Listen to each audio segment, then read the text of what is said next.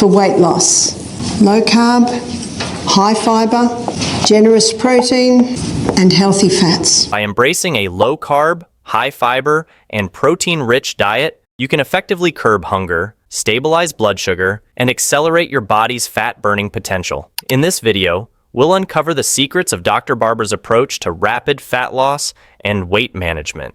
First up is carbohydrates. Now, carbohydrates are not bad. A relief, we like them. The problem is when they're overdone and refined. That's the problem, when they're overdone and refined. Hybridized wheat can cause blood sugar levels to spike more quickly and sharply than even refined sugars. This rapid increase in blood sugar leads to a corresponding spike in insulin. The sharp fluctuations in blood sugar caused by hybridized wheat can lead to periods of low blood sugar, hypoglycemia, after the initial spike. This can trigger hunger and cravings, particularly for more carbohydrates or sugary foods, creating a cycle of overeating and further weight gain. Hybridized wheat often lacks the nutrient density of traditional, less processed grains. So you don't have to stop the carbohydrates.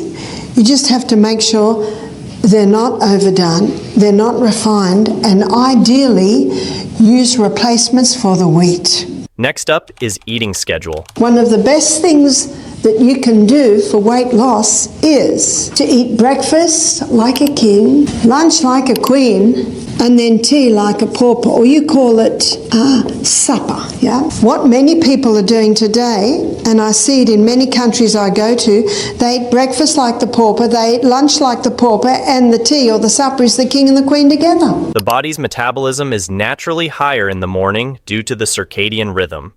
Consuming a substantial breakfast aligns with this metabolic peak, allowing the body to efficiently convert food into energy rather than storing it as fat. This supports weight loss and energy balance throughout the day. By having a light dinner or none at all, the body avoids the tendency to store calories as fat overnight. The body's metabolic rate slows down in the evening, so consuming large meals late in the day is more likely to result in fat storage. A lighter dinner helps mitigate this risk and supports weight loss.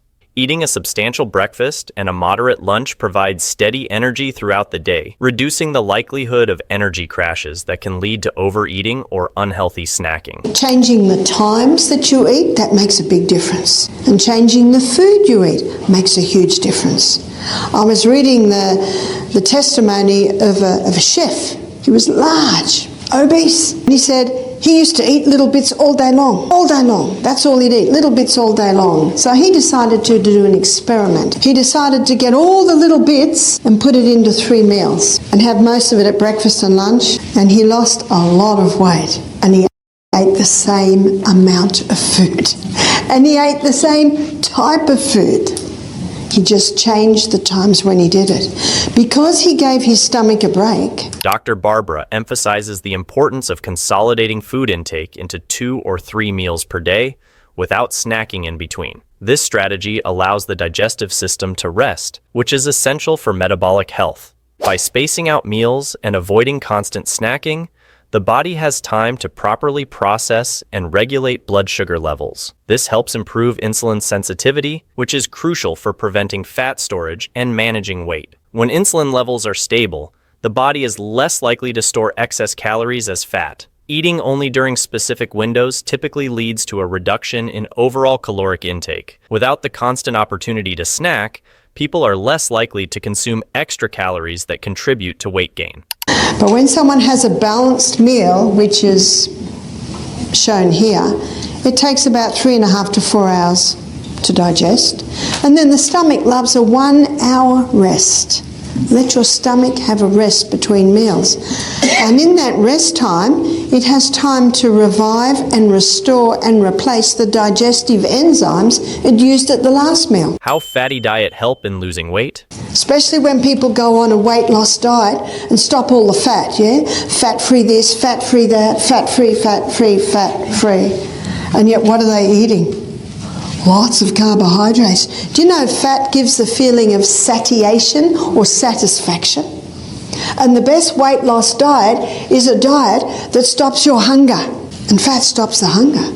So what's happening on this high carbohydrate diet? People have eliminated the fat and they're eating lots and lots and lots of this, not realizing that that excess glucose, once We've filled up the energy cycle, we've filled up the glycogen stores, and so now the body sends it to the fat cells. Fats are more calorie-dense than carbohydrates or proteins, but they also help you feel fuller for longer. This increased satiety can lead to a natural reduction in overall calorie consumption, as you're less likely to overeat or snack between meals. When the body adapts to using fat as its primary fuel source, a state known as ketosis, it becomes more efficient at burning stored body fat for energy. This shift towards fat metabolism is a key factor in weight loss, as the body taps into its fat reserves more effectively. Fats have a minimal impact on blood glucose. By reducing the frequency and magnitude of these spikes, a fatty diet helps prevent insulin surges that can lead to fat storage. How plant proteins help in losing weight. And the only reason his patients got away with it for so long is the 3 cups of vegetables a day, which have an alkalizing effect. But the beauty of the plant proteins, it's much cleaner burning fuel. It doesn't leave an acid waste like the protein does. Plant proteins are generally lower in calories and fat compared to animal proteins. This lower caloric density allows individuals to consume larger portions, which can enhance satiety without consuming excess calories, thereby supporting weight loss. Plant proteins tend to produce less acid waste in the body compared to animal proteins, which can be more inflammatory. Lower levels of inflammation are associated with better metabolic function and easier weight loss. And when I was consulting with this man, he said to me, I believe if Dr. Atkins had read the China study, Atkins would have become a vegetarian. What an interesting comment. So you can get those results, but you can do it on a plant diet. How fats are helpful for the body.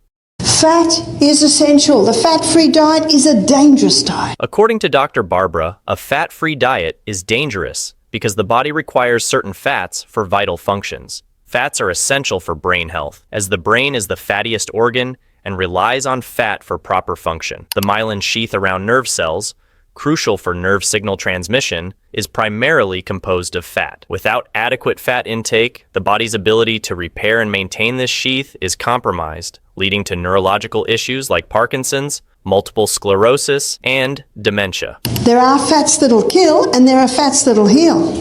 And because there are some killer fats, they've all been dumped in the same basket. What are the killer fats? The altered fats. You see, for centuries, people used the coconut oil and the olive oil. They can be extracted from the flesh of the plant.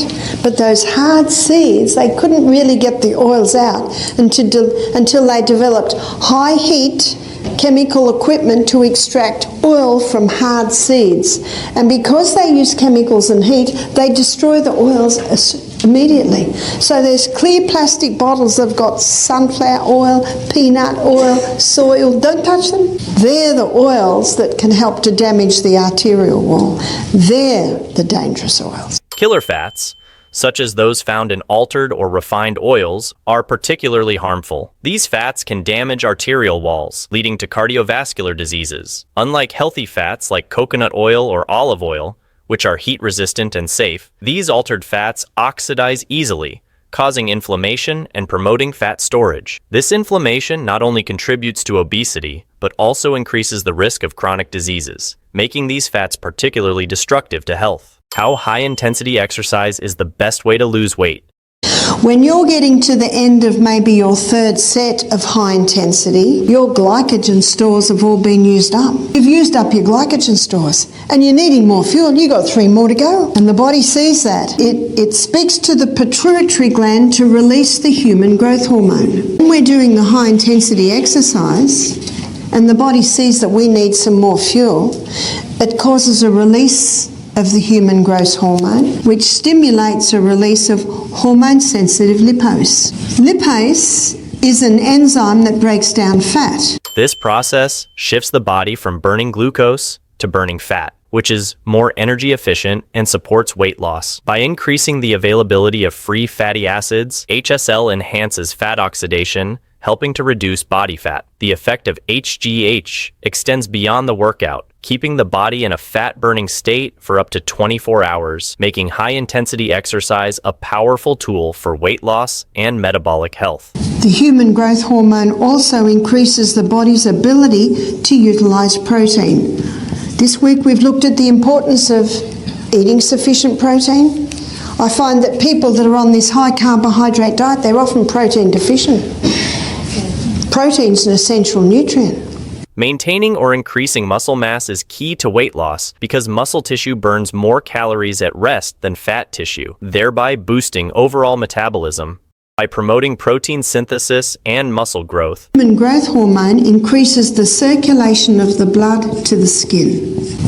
Did you know that the movie stars pay $1,000 a week for this? Because their profession is dependent on them looking good. Circulation of the blood to the skin, that slows down the wrinkles, slows down aging. enhanced blood flow delivers more oxygen and nutrients to working muscles, aiding in their repair and growth, which is essential for maintaining lean muscle mass. This improved circulation also benefits the skin by delivering more nutrients and removing waste products, which can slow down the aging process and promote a healthier appearance. Exercise causes a dramatic weight loss. And yet the beauty of implementing this is that as you lose weight, you don't get the saggy, baggy elephant effect. How hormones affects the weight loss. Number 6, hormones. Exposure to environmental poisons causes a rise in a hormone called estrogen. An estrogen is a cell proliferator. Cell proliferator means causes massive cell growth. And when a person's hormones are out of balance, it's almost impossible to lose weight. So balancing the hormones is another aspect. According to Dr. Barbara, hormones play a crucial role in regulating weight loss by influencing metabolism, appetite, and fat storage. Key hormones like insulin, cortisol, leptin, and human growth hormone directly impact how the body manages energy and fat. So in this video, we learned from Dr. Barbara how to lose weight with her effective methods. If you like this video, don't forget to subscribe. Thanks for the watching.